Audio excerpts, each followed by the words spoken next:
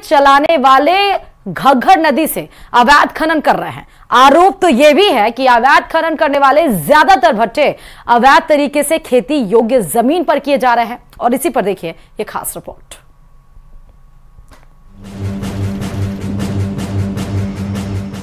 अवैध खनन की ये तस्वीरें हनुमानगढ़ जिले की हैं, जहां भारी संख्या में ईंट भट्टा संचालक न सिर्फ मिट्टी का खनन कर रहे हैं बल्कि कृषि भूमि पर भट्टों का संचालन भी हो रहा है।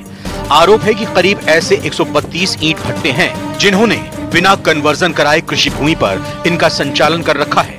इसके अलावा ईंट भट्टों द्वारा प्रदूषण भी फैलाया जा रहा है। नतीजा सबके सामने है, क्योंकि कुछ महीने पहले हनुमानगढ़ को देश के टॉप प्रदूषित शहरों में शामिल किया गया है।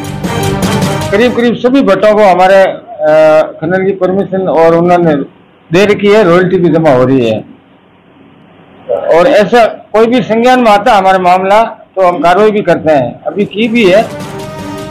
ईंट भट्टों को लेकर न्यूज 18 ने जो जानकारी जुटाई उसमें कई चौंकाने वाले खुलासे हुए हैं। जानकारों की माने तो हनुमानगढ़ जिले में 500 से ज्यादा ईंट भट्टे संचालित हैं, जिनमें 132 से ज्यादा ईंट भट्टे अवैध रूप से कृषि भूमि पर संचालित किए जा रहे हैं। इस बारे में खनन विभाग के अधिकारियों का रटा रटाया जवाब है कि कार्रवाई की जा रही है। हालांकि हनुमानगढ़ तहसीलदार हरीश सारण और जिला कलेक्टर कानाराम भी स्वीकार करते हैं कि बहुत सारे ईंट भट्टे अवैध रूप से बिना भू रूपांतरण करवाए हुए चल रहे हैं। ये जो ईंट भट्टे संचालित हैं इनमें से मैक्सिमम तो हैं वो ऑलरेडी कन्वर्टेड हैं। जो संपरिवर्तित नहीं है जिनके बारे में शिकायतें प्राप्त हो रही है उनमें नियमानुसार पटवारी से रिपोर्ट ली जा करके, और अगर संपरिवर्तन वो नहीं है तो फिर उनमें 177 की कार्यवाही की जाएगी। ईंट भट्टों के लेकर जो हमारे कार्यालय में शिकायत आई है उस क्रम में हमने सभी तहसीलदार को लिखा है कि वो एक बार सर्वे करा दें कौन कौन से ईंट भट्टे हैं जो विद मान्यता और प्रॉपर रॉयल्टीज एंड पॉल्यूशन से एनओसी के साथ चल रहे हैं, और अगर वो अवैध चल रहे तो उनकी जानकारी कलेक्ट की जा रही है। जैसे ही वो सूचना आती है उसके बाद कार्रवाई की जाएगी। अवैध मिट्टी खनन, बिना भू रूपांतरण और प्रदूषण नियमों की अवहेलना के बावजूद संचालित हो रहे ईंट भट्टों पर नागरिक भी सवाल खड़े कर रहे हैं।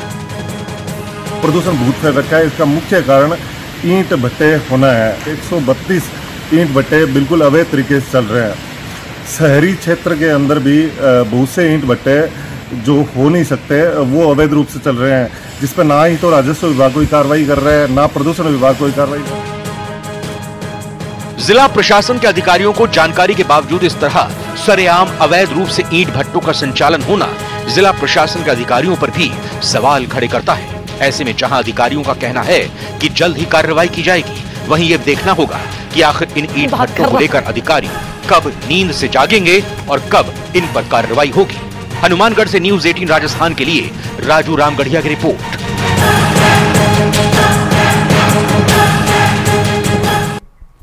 और चलिए बड़ी खबर आपको शिक्षा विभाग से जुड़े हुए बताते चले, जहां भरतपुर में तैनात संयुक्त निदेशक राम खिलाड़ी बैरवा एपीओ कर दिए गए हैं। दरअसल एपीओ काल में बीकानेर निदेशालय में इनको उपस्थिति अपनी देनी होगी। अब संयुक्त शासन सचिव शिक्षा ने जारी किया है ये बड़ा आदेश।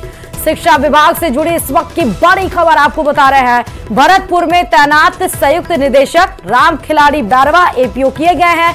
एपीओ काल में बीकानेर निदेशालय में इनको अब अपनी उपस्थिति देनी होगी, और ये पूरा जो आदेश है वो संयुक्त शासन सचिव ने जारी किया है शिक्षा विभाग के। तो एपीओ काल में इनको बीकानेर निदेशालय में अपनी उपस्थिति देनी होगी। संयुक्त शासन सचिव शिक्षा ने जारी किए आदेश। और आपको बताते चलें कि भरतपुर में तैनात हैं ये राम खिलाड़ी बैरवा, अब इनको एपीओ कर दिया गया है और एपीओ काल में इनको बीकानेर निदेशालय में उपस्थिति दर्ज करनी होगी। और एक और बड़ी खबर आपको बताते चले, दरअसल आदिवासियों के जीआरए टेस्ट के बयान पर अब राजनीति गरमाई गई है, क्योंकि शिक्षा मंत्री मदन दिलावर के बयान का जोरदार विरोध हो रहा है। दरअसल आदिवासी समाज के लोग अब मंत्री मदन दिलावर के घर पहुंचे हैं। मंत्री मदन दिलावर के बयान के खिलाफ आदिवासियों में बेहद ही ज्यादा नाराजगी देखने को मिल रही है। आदिवासियों के डीएनए टेस्ट के बयान के खिलाफ आदिवासियों में नाराजगी है। भारतीय आदिवासी पार्टी के सांसद राजकुमार रोत पहुंचे हैं सीधे मंत्री के आवास। मंत्री के बयान के खिलाफ आंदोलन आदिवासी समाज कर रहा है।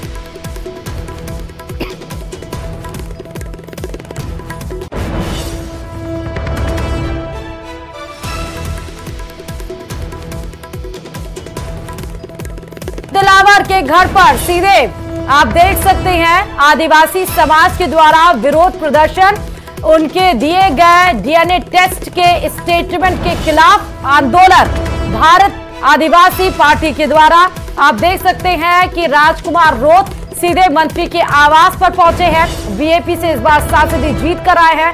राजकुमार रोत पहुंचे हैं सीधे मंत्री के आवास और जहां पर उन्होंने सीधा आंदोलन छेड़ रखा है। और यह आंदोलन जब आदिवासी के डीएनए टेस्ट को लेकर शिक्षा मंत्री मदन दिलावर ने बड़ी बात कही थी, उसके बाद ही इस पर राजनीति गर्मा गई थी। ज्यादा जानकारी के साथ फोन लाइन पर राकेश जुड़ चुके हैं। राकेश, राजनीति और गर्माते हुए सीधे मंत्री के आवास पर पहुंचे सांसद रोत साहब, क्या और जानकारी मिल पा रही है इसमें? बिल्कुल, देखिए अभी यहाँ से सांसद राजकुमार रोत जो भारतीय आदिवासी पार्टी के सांसद, आदिवासी समाज बड़ी संख्या में लोग हैं। राकेश, मैं आपसे कनेक्ट करूंगी, लेकिन इस बीच में हमारे साथ सांसद राजकुमार रोत जुड़ चुके हैं। राजकुमार रोत जी, आंदोलन बेहद ही ज्यादा उग्र होता जा रहा है। अभी आप चाहते क्या है कि शिक्षा मंत्री मदन दिलावर क्या करे, क्योंकि आप घर के बाहर ही हैं? हम तो यही चाहते हैं कि मदन दिलावर जी आदिवासी समुदाय से माफी मांगे और अपने आप को गिल्टी फील करते हुए कि उन्होंने इस तरह से बयान, शायद आप उसको अगर देखा जाए कि देश के अंदर इस तरह से बयान आज तक किसी भी व्यक्ति ने नहीं दिया होगा किसी समुदाय के खिलाफ। इतना बद्दा बयान कि उनके बाप कौन है, उनके डीएनए टेस्ट कराएंगे, इस तरह से बद्दा बयान शायद आज तक के इतिहास में किसी भी मिनिस्टर, तो ठीक है किसी आम व्यक्ति ने भी किसी के खिलाफ इस तरह से बयान नहीं दिया होगा। तो इतना बद्दा बयान एक जिम्मेदार पद पे रहते हुए दिलावर जी ने दिया है, तो स्वयं को गिल्टी फील करते हुए समुदाय से माफी मांगे और पद से इस्तीफा दें। और अब आप अभी घर के बाहर वहां पर आप नाराजगी दर्ज कर रहे हैं, कोई रिएक्शन अभी तक मिल पाया है आपको? वो तो क्या रिएक्शन देंगे, वो तो चुप बैठे हुए हैं। हाँ। हम तो अभी पहुंचेंगे, बस जा रहे हैं इनके वहीं। तो कब तक ये आप कब तक ये अपना जो इसके खिलाफ आंदोलन है वो जारी रखने का आपकी मंशा है? ये जो बात बोली है वो उनके लिए बहुत उल्टी पड़ने वाली है, क्योंकि पूरे राजस्थान के ही नहीं पूरे देश के अंदर एक आक्रोश पैदा हुआ है कि इस तरह से एक भाजपा में मंत्री पद पे रहते हुए आदमी इस तरह से बयान दे रहा है और पार्टी की तरफ से भी अभी तक कोई डिसीजन नहीं लिया गया है। पार्टी को खुद को स्वयं में संज्ञान लेते हुए इस मंत्री को हटाना चाहिए था। तो आप हटाने की मांग कर रहे हैं या माफी मांग ले अगर आके मंत्री मदन दिलावर, तो ये मामला शांत हो जाएगा? हाँ देखो, ये पर्टिकुलर मेरे अकेले का मामला नहीं है ना। पर्टिकुलर मेरे अकेले की लड़ाई है ये। बिल्कुल। हाँ, ये लड़ाई पूरे समुदाय की है। हाँ बिल्कुल। आदिवासी समुदाय हमेशा मतलब एक कहते हैं शांतवादी, शांत स्वभाव का रहा हुआ है और दयाभावी रहा हुआ है। अगर ये तरीके से अगर आदिवासी समुदाय से माफी मांगते हैं तो बिल्कुल आदिवासी समुदाय के अंदर आक्रोश जो पैदा हुआ है वो कम होगा। मैं तो यही कहूंगा, मेरा व्यक्तिगत तो यही कि वो माफी मांगे और इस्तीफा भी दे पद से।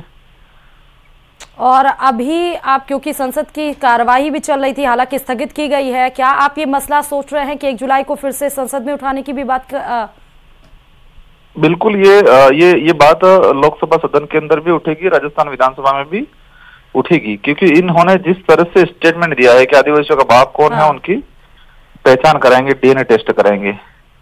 हाँ, इस तरह से जो बयान गया है वो पूरे समुदाय के लिए मतलब एक गाली के रूप में। शुक्रिया राजकुमार रोत जी हमारे साथ जुड़ने के लिए। तो ये सांसद थे बीएपी से, सीधे आप देखिए, और उन्होंने बात कही। और राकेश हमारे साथ, हमारे संवाददाता फोन लाइन पे जुड़े हुए। राकेश, राजकुमार रोत का यही कहना है कि माफी तो मांग लें, लेकिन अभी तक कोई रिएक्शन नहीं आया है। राकेश, बिल्कुल, देखिए जिस तरीके से इस मामले को लेकर आदिवासी समाज और समाज के प्रतिनिधियों ने नाराजगी जताई है। निश्चित तौर पर समाज के कई लोग तो मंत्री का बयान बयान बताया जा रहा है कि डीएनए, आदिवासी के डीएनए को लेकर के में कई आदिवासी हैं जिन्होंने डीएनए टेस्ट के लिए रिपोर्ट भी भेज दी है और वो कई ऐसे पत्र लेकर के मंत्री के निवास पर रहेंगे। साथ ही ठीक है, बहुत बहुत शुक्रिया राकेश तमाम जानकारी देने के लिए। इसलिए आपको देखा रहे हैं सीधे मदन दिलावर ने जिस स्टेटमेंट को डीएनए टेस्ट कराने की बात कही थी आदिवासियों को, सीधे उसके खिलाफ उग्र आंदोलन होता हुआ सीधे राजकुमार रोड पहुंचे हैं। मंत्री दिलावर के आवास के बाहर माफी मांगने की बात कर रहे हैं। अब खबरों में आगे बढ़ते बताते चले कि भजनलाल सरकार की ओर से नए जिले की समीक्षा के लिए बनाई गई कैबिनेट सब कमेटी पर विवाद शुरू हो गया है। कांग्रेस आशंकित है कि सरकार कांग्रेस के प्रभाव वाले जिलों को खत्म कर सकती है। सरकार ने भी यही संकेत दिए हैं कि जो शहर कस्बे जिला बनने के मापदंडों पर खरे नहीं उतर रहे हैं उनसे जिले का दर्जा छीना जा सकता है। क्या कुछ मामला है, देखिए इस रिपोर्ट में।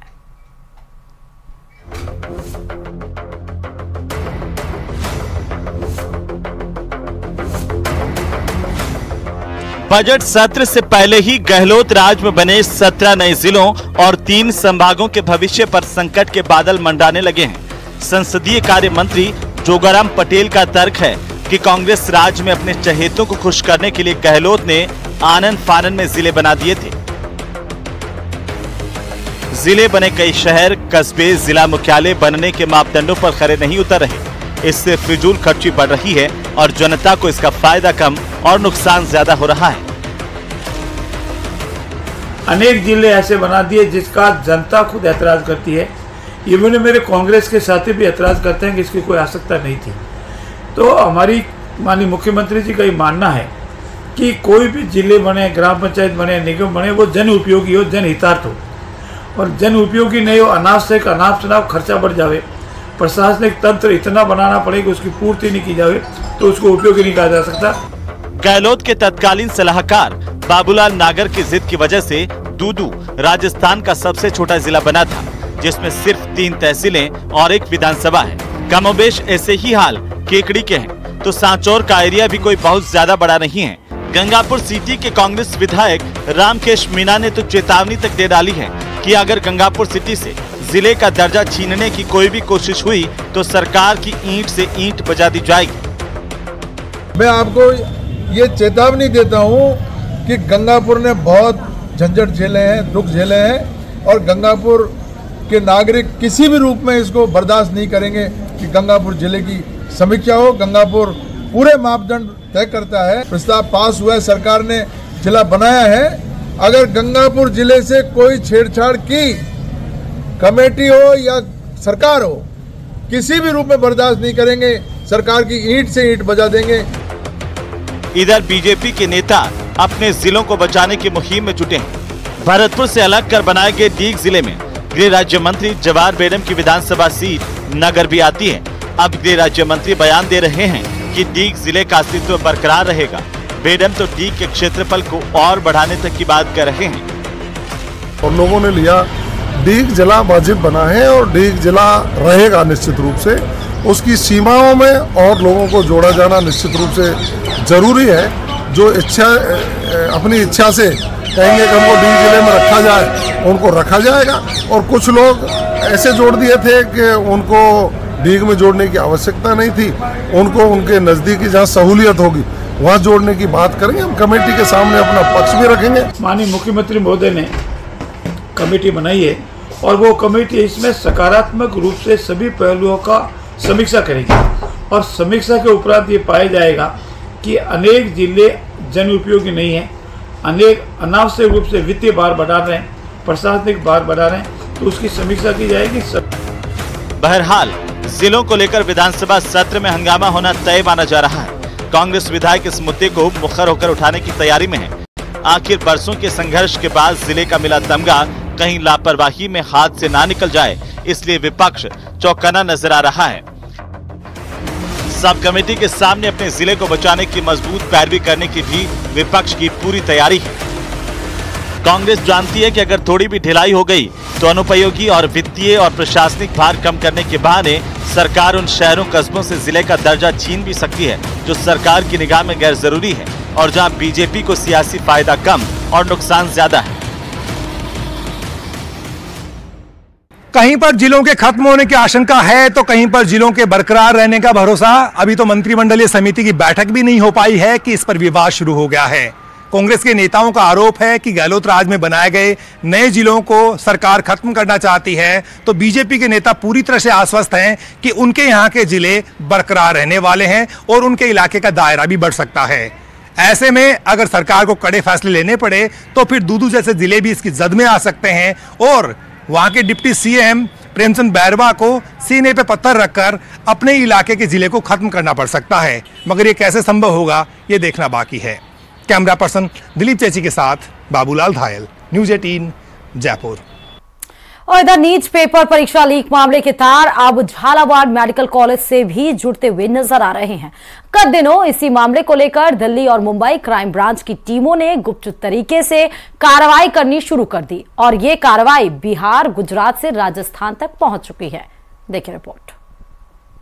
परीक्षा लीक मामले के तार अब झालावाड़ के मेडिकल कॉलेज से भी जुड़ते नजर आ रहे हैं। गत दिनों दिल्ली और मुंबई क्राइम ब्रांच की टीमों ने झालावाड़ मेडिकल कॉलेज के करीब 10 छात्रों को अपनी हिरासत में लिया है, तो वहीं बाद में पूछताछ के बाद करीब 8 जो छात्र थे उन्हें जमानत मिल गई। लेकिन 2 छात्र ऐसे हैं जिनकी अभी भी पूछताछ चल रही है।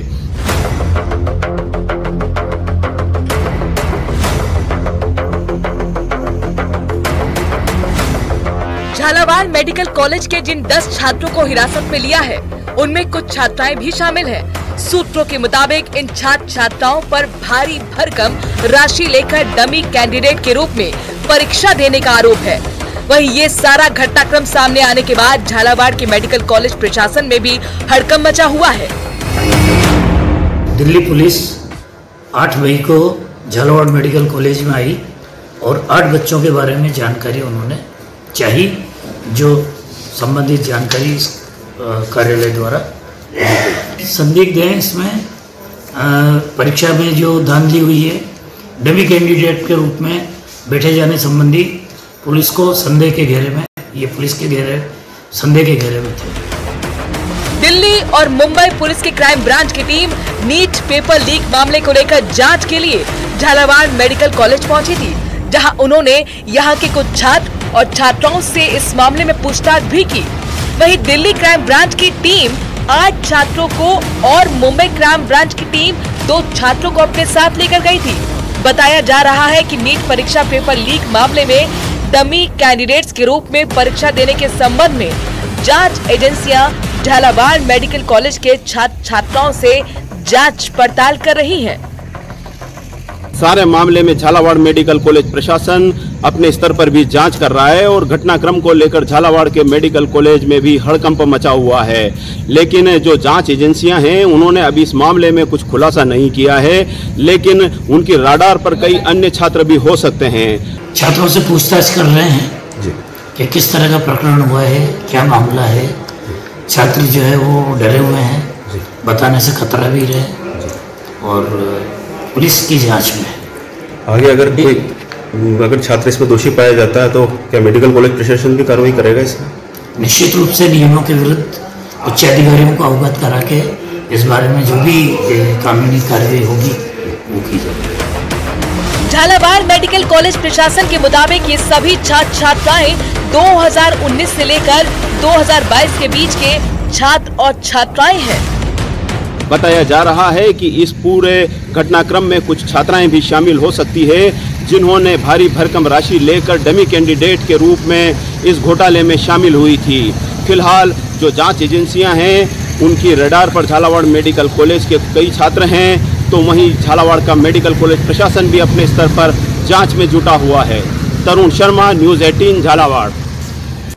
और अब आपको बाबा बर्फानी की इस साल की पहली तस्वीर दिखाने जा रहे हैं, जो कि सामने आ चुकी है। अमरनाथ गुफा के एक्सक्लूसिव वीडियो में बाबा बर्फानी और भक्त नजर आ रहे हैं। वहीं वीडियो में भक्तों को भगवान भोलेनाथ के दर्शन करते देखे जा सकते हैं।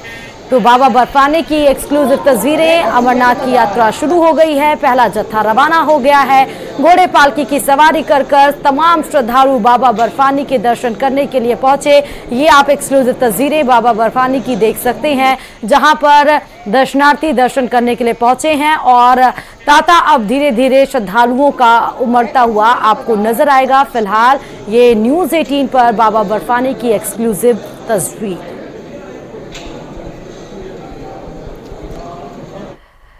और राजस्थान की कशनार चौधरी ने हरियाणा के पंचकुला में आयोजित 63वीं सीनियर राष्ट्रीय अंतर्राज्यीय एथलेटिक्स चैंपियनशिप में 16.76 मीटर के व्यक्तिगत सर्वश्रेष्ठ ग्रोथ थ्रो के साथ रजत पदक जीता है। महाराष्ट्र की आभा खटुआ ने 17.63 मीटर के साथ स्वर्ण पदक और दिल्ली की सृष्टि विग ने 15.11 मीटर के साथ कांस्य पदक जीता है। कशनार चौधरी राजस्थान पुलिस में सब इंस्पेक्टर के पद पर कार्यरत हैं। उन्होंने अपना मेडिकल कोच और माता पिता को समर्पित किया है।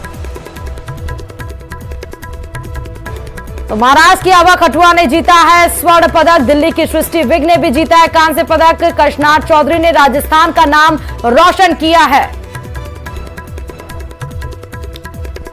और राजधानी दिल्ली में मानसून की पहली बारिश ने पूरे सिस्टम की पोल खोलकर रख दी। आइए आपको दिखाते हैं कि महज कुछ घंटों की बारिश ने कैसे दिल्ली में कैसा आधा दिल्ली पूरा डूबा हुआ नजर आया। देखिए रिपोर्ट।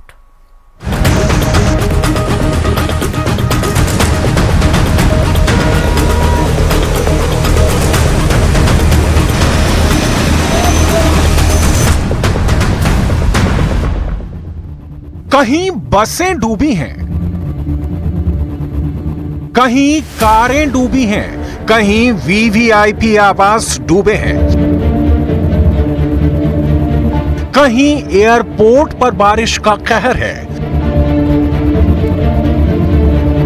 बारिश ने किया खेल, ड्रेनेज सिस्टम फेल। दिल्ली को लंदन बनाने का सपना दिखाया गया था, लेकिन तस्वीरें वेनिस वाली दिख रही हैं। सिस्टम को बनाने वालों का सिस्टम ही डूब गया है।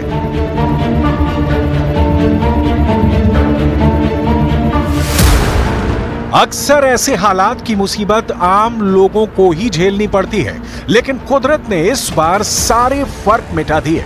समाजवादी पार्टी के वरिष्ठ नेता राम गोपाल यादव के घर का हाल देख लीजिए। वो भी यहीं पर है और ये पूरा जो इलाका है, ये देखिए जरा, ये कोठी है उनकी और काफी अरसे से है। ये देखिए इसमें चलना मुश्किल हो रहा है, लगभग एकदम जैसे लग रहा है कि नदी बन गया। और ये देखिए जो जेनसेट आए हुए हैं, जनरेटर आए हुए हैं कि पानी निकाला जाए, वो उनकी अपनी व्यवस्था है। उनका ये कहना है कि एनडीएमसी की तरफ से या जो लोग यहाँ पर जो लोग जिम्मेदार लोग हैं उनकी तरफ से कोई यहाँ पर इंतजाम नहीं हुआ है। लेकिन ये देखिए ये घर है उनका और घर के अंदर पानी घुस गया। देखिए वो जो गार्ड रूम है उसमें पूरा पानी घुसा हुआ है। और ये जो उनकी बैठक है, बैठक में भी पूरा चारों तरफ जहां भी आपकी नजर जाएगी आपको पानी ही पानी दिखेगा। 4 बजे से मैं कोशिश कर रहा हूँ, 4 बजे से, और तमाम लोगों से बात की। एक कोई आईएएस हैं, अप्पू या पप्पू कुछ ऐसा ही नाम है, उनसे भी की। चीफ इंजीनियर काग भेजेंगे और लेफ्टिनेंट गवर्नर के जो सेक्रेटरी हैं आईएएस सुरेंद्र सिंह, उनका टेलीफोन में आया था, कहीं से किसी ने कहा होगा। उन्होंने कहा अभी चीफ इंजीनियर पहुंच रहे हैं 5 मिनट में। उनको 1 घंटा हो गया, फिर उनका टेलीफोन आया, कोई आया कि नहीं आया? कोई आया नहीं। सब हाई अप्स भी, जब हाई अप्स के अधिकारी कह रहे हैं, इसके बाद भी एनडीएमसी का कोई केयर नहीं कर रहा है। कई घंटों तक राम गोपाल यादव ऐसे ही फंसे रहे और आखिर जब सब्र जवाब दे गया तो दूसरों के कंधे के सहारे अपनी गाड़ी तक पहुंच सके। अब ये पता नहीं एनडीएमसी किस चक्कर में फंसा हुआ है कोई। ये असल में नालियां इनकी साफ होती रहे तो कभी ये नौबत ना आए। ये कंप्लीट चौक है सारी नालियां कंप्लीटली, तो सड़क नहर बन जाती है पूरी। और एक पेड़ भी गिरा है सर, और दिल्ली एयरपोर्ट भी टर्मिनल 1 ढह गया है। सारा देश की यही हालत है। मुसीबत जब सर पे आती है तो कोसने के सिवा कुछ बचता ही कहां है। इसलिए अब आपको दिखाते हैं दिल्ली में जल मंत्री के आवास की तस्वीरें। और यहाँ पर लुटियन जोन के जो तमाम घर हैं वो यहाँ पर है, राज्य मंत्री का घर है। और अब जिस बाउंड्री पर हम फिलहाल चल रहे हैं ये है दिल्ली की मंत्री, जल मंत्री आतिशी का घर, जिसके बाहर की तस्वीरें हम आपको दिखा रहे हैं, जहाँ पर पूरा पानी भरा हुआ। और देखिए इस पूरी लेन में किस तरह पानी भरा हुआ है कि बैरिकेड भी जो है वो आधे से ज़्यादा पानी में डूबे हुए नज़र आ रहे हैं। ये बैरिकेड्स आप देख रहे हैं, इससे अंदाज़ा लगाएंगे कि कितना गहरा ये पानी है। हम घुटनों के ऊपर से तकरीबन हमारे पानी जो है वो बह रहा है। Airport, railway station, metro station, bus stop, सड़कें, अंडरपास, हर जगह सिस्टम के फेल होने की कहानी है। लेकिन सबसे ज्यादा डराने वाली तस्वीर दिल्ली एयरपोर्ट के टर्मिनल 1 से आई, जहां छत का हिस्सा गिरने से एक शख्स की मौत हो गई और 6 लोग घायल हो गए। दिल्ली एयरपोर्ट टर्मिनल 1 पर कैनोपी गिरने के बाद जो ये हादसा हुआ है उस पर राजनीति भी तेज हो गई है। कांग्रेस ने एक और जहां पर आरोप लगाया है कि T1 की जो टर्मिनल बिल्डिंग है, पीएम मोदी ने कुछ दिनों पहले ही इसका इनॉग्रेशन किया था। वहीं अब बीजेपी की ओर से और यहां तक कि नागरिक उड्डयन मंत्री की ओर से भी बयान आया है कि ये जो क्षतिग्रस्त जो कैनोपी है उसका उद्घाटन 2009 में यूपीए सरकार के कार्यकाल के दौरान हुआ था। और इसी के साथ ही मारो राजस्थान में फिलहाल इतना ही। आगे जरूर देखिए बिग ब्रेकिंग।